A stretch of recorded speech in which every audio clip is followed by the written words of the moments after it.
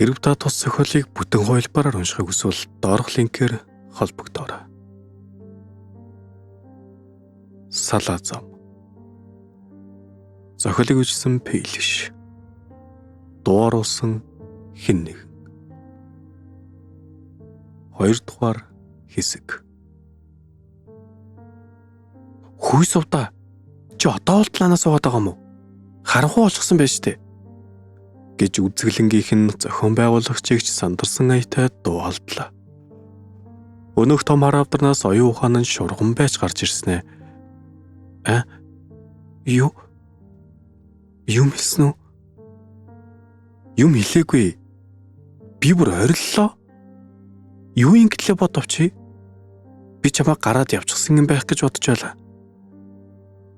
байлаа. Зүгээр л. За. Маргааш өглөө бас эрт ирээрээ. Нөгөө хоёр шиг гарууд мэрсэр байж лээд юм уу? Хүмүүсийн яг та хэлсэн тодорхой шүүмжлэл дараа нь хэрэг болдог болохоос тиймэрхүү амьтдын утгагүй доромжлол бол нохон бас. Тэр нь санаа зовж байгаа л тэг хэрэггүй шүү. Юу гэж те? Тэгвэл сайн байна.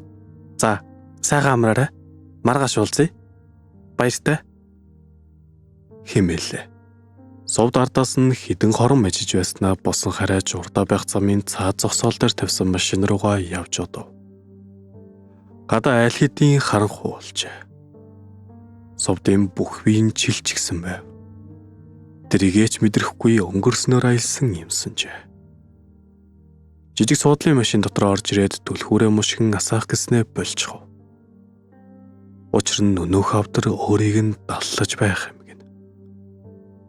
Яг тэр үед нүд ирэмхийн зур оюун санаа нь буцаадал тэр авдар руу өөрөө ороод явчихлаа. Түүний мушгих гэж байсан түлхүүр дээхэн талдаа байрлах хүрдэн дандан За. Өнөөдөр шөнө зөндөө хандах юм байна да. Тийм ээ. Ята чавар болж дээ. Хэмээн бие рүүгээ харж жумалцсаар бодит ертөнцөд төлдөв. Харин сувдад дүргэжлүүлэн дурсах дурсамж асар их байлаа.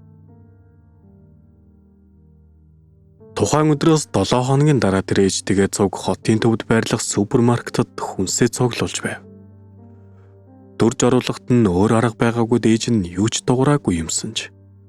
Харин хаалгаар орж ирсэн даруйдаа одоо би өөрөө дүрч чаднаа.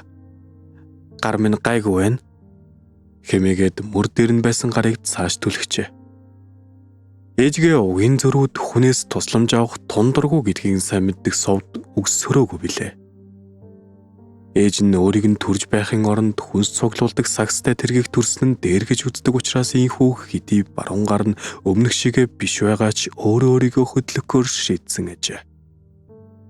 Сагстай улаан бариултай жижиг дугуйтай тэрэг дээр 5 кг гурил, хүнсний скотч нь боосон 1 бөөрөнхийн мах, наран цэцгийн тос, 1 кг будаа зэргийг тавиад хүнсний ногоо зардаг хэсгэр үзүглэв. Гэтэл хэд хоногийн өмнө уулзсан өнөх алдаргагч залуу төмс уултлаад зогсож байх юм гин. Сувд шууд эргэж харлаа. Нүр нь минчитлээ улаачав. Ятг гайвэ. Яг ичтэй явж байхад таралтаад гэж бодон цааш яваад өгөх байх юм найдсаар буруу харан хийдэми талах цайны бов зэргийг өрсөн тавир руу харж зогсно. Үргэлжлүүлэн амдаа үнийг нь хэд давтан уншлаа. Сувда наашрэ төмс авъя гэх ээжийг нь хоолоо сонсогдоход баг зэрэг зочсноо. За ээж одоо очлоо гэд удаанаар залуу байсан зүг рүү хялам хийв.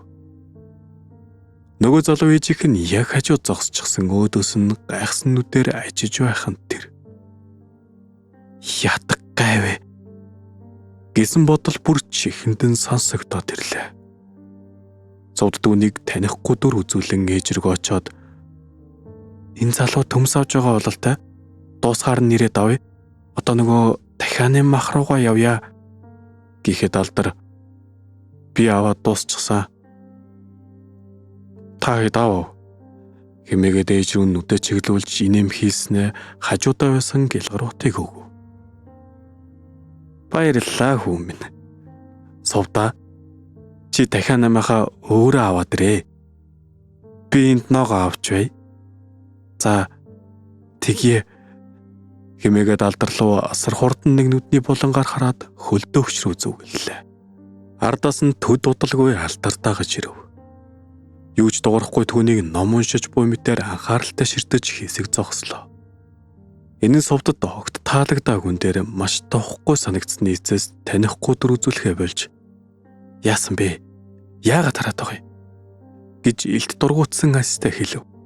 Алдар төмөс уутлаж буй ээж рүү нэг толгоогоо эргүүлснэ буцаад түүний яг нүд рүү нь харж байгаад өөр сонголт өргөлж байдаг шүү. Хэмээснээ хариуч сонсохгүйгээр цааш явж одов. Совд. Өөр сонголт гэсэн үү? Өөр сонголтын талаар чи юу мэдх юм? Гэж тэрүүгээр нэг ашигмаар санагдаж дотор нь уур хилэн буцалж эхэллээ. Ардаас нь гүйжчод тас хитэл алгадмарч юм шиг. Очиж энэ мөн надад сонголтын талаар заах юм гин гэдэг бодол уур хилэн агуулгдсан данхны доороосох галыг улам өрдөж байв. Хүнсээ цуглуулж супермаркетаас гартал мөн гэрте очиод орон дээрээ хэвтэх хүртэл энэ гал унтарсангүй. Алдраас олж ассан гал боловч өөрийг нь хорсгож өвдгөх ажээ.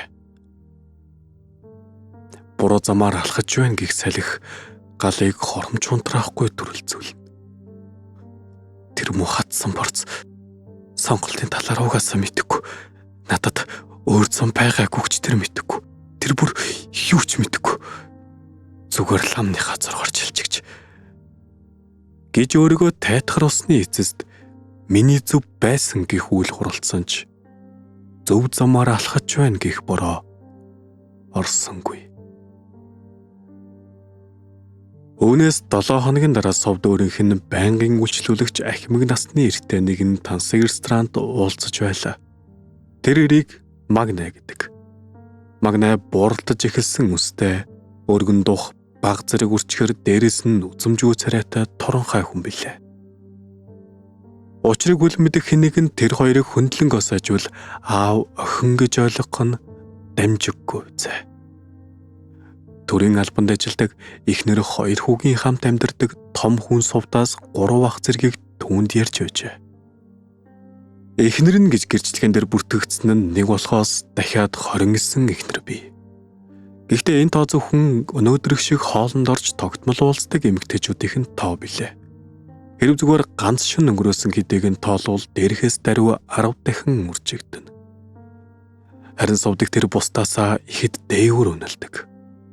Тиймээс л өнөөдөр тим гэдгээ илэрхийлэхээр энд дууджээ.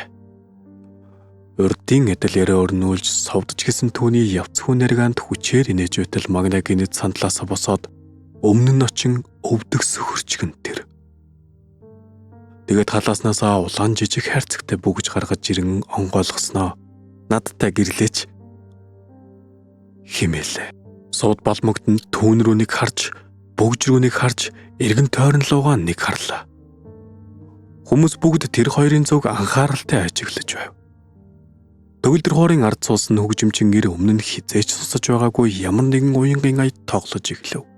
Яг энэ мөчөд совдод бэрс ноён хоёроо морины атсан шалаанд оруулсан мэд гарцаагүй бүгжийг зүөх ёстой юм шиг мэдрэгдлээ. Үгүй шүү дээ. Яаж вэ? Магнаахтай юу? Үгүй. Хизээч үгүй. Гэх бодол тэр мэдрэмжийг буталж гав. Саяхан биеийг нь бүрэн эзэлж байсан мэдрэмж талхны үрдэс шиг газар унчглаа. Мөн ингээд далд ухамсарт нь хадгалагдсан ихнэр нь түүн дээр ирээд 7 хоногт ядаж ганц уулзаж байл та гэж гуйсан тухай дурсамж тусалжээ. Үгүй би гэрлэхгүй гэж хэлэхэд ресторанд хүмүүс цөм уулгаалтав.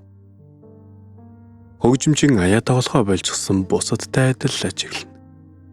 Магнагийн харц хувьсхийн ширүүн болсноо. Яагаад хэмээлээ. Би найз залуутай түүнтэйгээ удахгүй гэрлэн гэж бүр бодохгүйгээр хэлчихв. Тэр уг нь худал хэлэх бүртээ нүүр нуулаагаад нөгөө хүндээ мэдгдчихдэг юм. Гэвч энэ удаа тэгсэнгүй. Магна итгэв бололтой түүнээс харц салгаж хурдан гэгч нь босоо зогсоод хөмсгөө айтралдуулан эргэн тойрноо тойруулан харц гүлгэснээ гарч одов.